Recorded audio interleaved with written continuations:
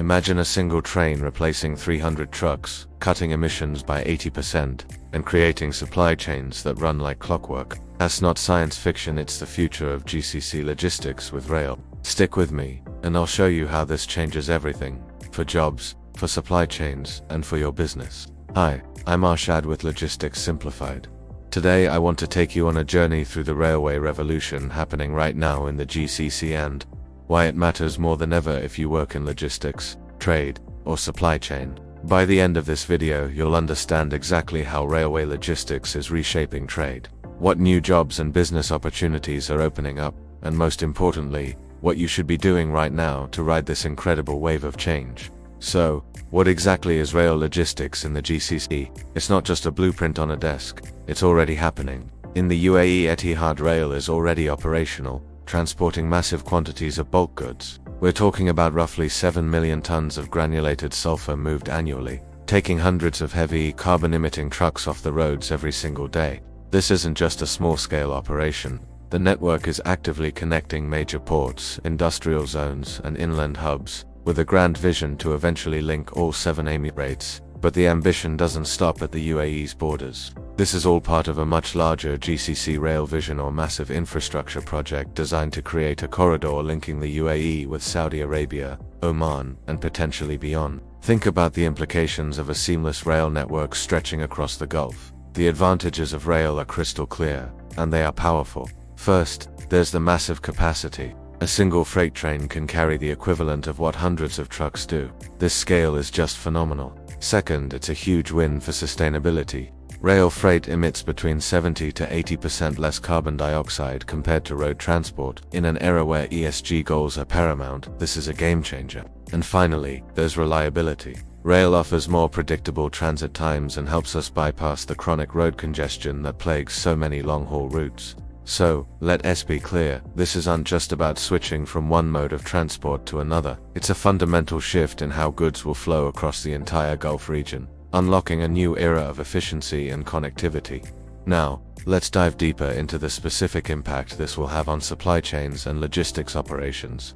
One of the biggest transformations is the rise of true multimodal efficiency. Rail isn't operating in a silo. It's designed to integrate seamlessly with our existing ports and inland hubs.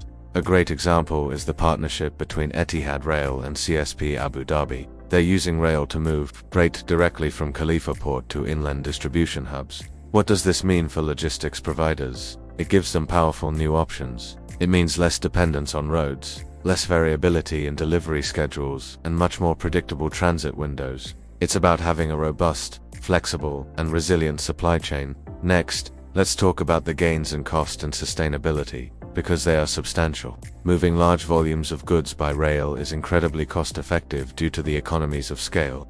But the savings go far beyond just the cost per ton-mile. Think about the reduced wear and tear on our road infrastructure, the lower number of road accidents, and the significant reduction in fuel consumption. In fact, the UAE expects to save billions of dollars over the coming decades thanks to this shift. This directly contributes to national carbon reduction targets and ESG goals. Countries across the GCC have made bold climate commitments, and rail is one of the most powerful levers they can pull to cut transport emissions and build a greener economy. But the impact isn't just on the movement of goods. We're also seeing the emergence of entirely new commercial nodes and hubs. The areas around new rail stations and terminals are transforming into bustling centers of economic activity. It's already happening. Land values around key rail corridors are appreciating. We can expect to see clusters of distribution centers, logistics parks, modern warehousing, and all the supporting infrastructure spring up around these rail terminals. This creates a ripple effect, driving growth and creating new commercial ecosystems from the ground up. So, with all this change, where are the new jobs and opportunities? Let's break it down, because this is where it gets really exciting. First, you have the direct infrastructure and operations roles. The railway network itself needs a massive workforce. We're talking about engineers, maintenance crews, signaling experts, systems operators, safety managers, station staff, and schedulers, and that's just to run it. The construction phase alone requires huge demand for civil engineers, electricians, and specialists in track, bridge, and tunnel construction. These are high-skilled, long-term jobs that form the backbone of the new infrastructure.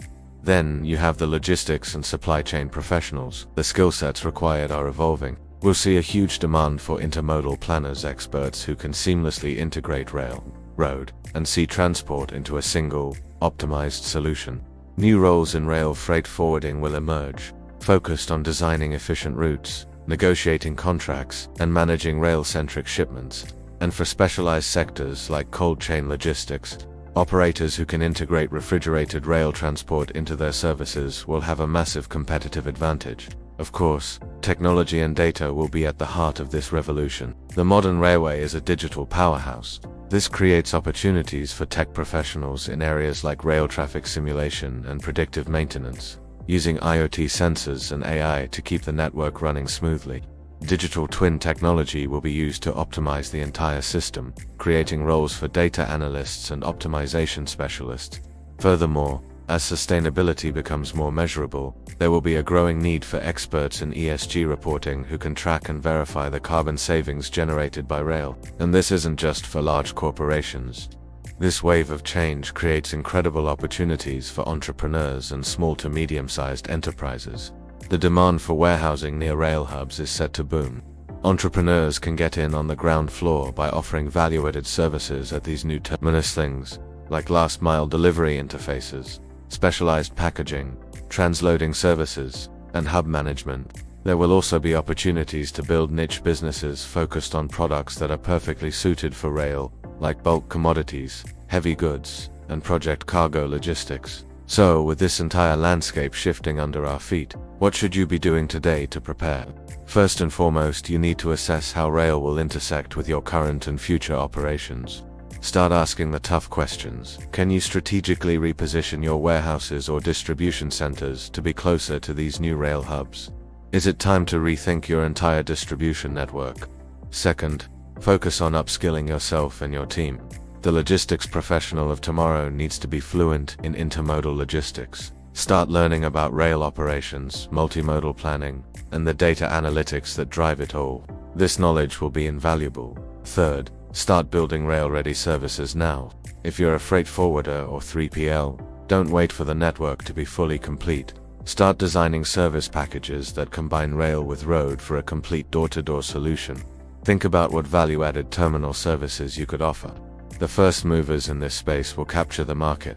Finally, keep a close eye on the regulatory landscape. Things like customs procedures for cross-border rail freight, tariff policies, and international agreements will evolve quickly. Being informed about these shifts will allow you to navigate the new environment effectively and advise your clients with confidence. If you're in the freight forwarding business, becoming rail aware today isn't just a good idea, it's what will position you to be a leader tomorrow.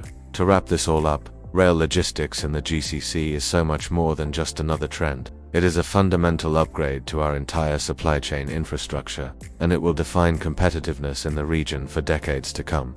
Jobs will shift, business models will be reshaped, and our supply chains will evolve to become faster, greener, and more reliable than ever before. So, if you're in the logistics industry, the question you need to ask yourself is, are you ready for the rail era?